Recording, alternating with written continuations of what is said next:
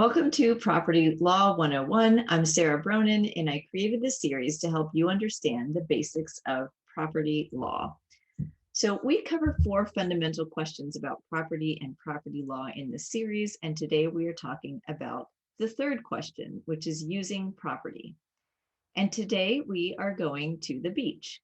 If you've ever been to a beach, you know what it's about: fun, barbecue, volleyball, sunscreen. If you are lucky enough to have your own private beach, congratulations. But if you are one of the rest of us, you have to find a beach that is open and accessible to the general public. For people who have searched for beaches, it sometimes can be a difficult task. Whether you can access a beach is a question of property law.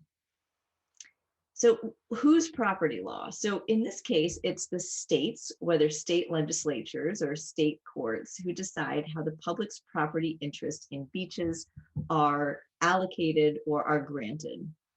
Some states look generally at public policy. Some states look to the concepts of custom or dedication to public use or prescriptive easements, which are covered in another video. Other states expand the public trust doctrine, also covered in a separate video in the series, to award access to the public. Finally, we cover some of these examples of judicial approaches to beaches in another video. For this video, what we are talking about is generally that different states treat access to different parts of beaches differently. We're going to focus on the parts of the beach. And for that, I have a little handy diagram, which hopefully you can see. Okay, so the parts of the beach. We have the upland, where a house or building might reasonably be built because it is past the high water mark. This is also called the vegetation line. Between the vegetation line and the ordinary high tide line, you have dry sand. Now, you wouldn't really build a building on dry sand, but it's the dry sand where all of your beach time activities, the barbecuing, the volleyball, and so on, actually take place. From there, we go to the ordinary high tide line. Then you have the wet sand, also called the foreshore, and I should probably put in here, there is a low tide line as well. So I'll add that, low tide line. And then you get the ocean.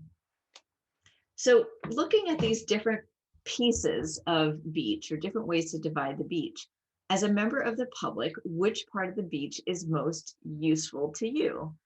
So obviously not the wet sand. You could maybe build dribble castles on the wet sand or walk on it, but if you want access to the beach, you want it on the dry sand. So you might not know, but I'm glad to tell you now, that most states only allow members of the public to access the wet sand.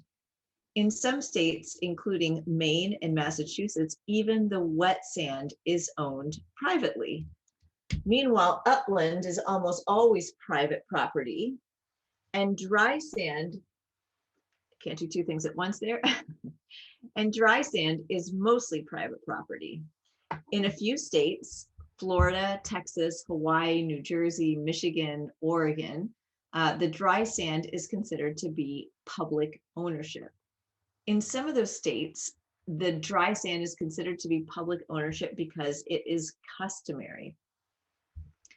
So as for the oceans themselves, which should probably mention that too, states own the ocean beds for a couple miles outward from their state. So on the one hand, owners of beachfront property might argue that their property is being diminished in value if the state forces them to give up too much of their land to public access. On the other hand, the public benefits tremendously from access to land, maybe more than the private property owners are burdened. So I will encourage you to figure out to what extent your home state allows public access to beaches. You might be surprised at what you find.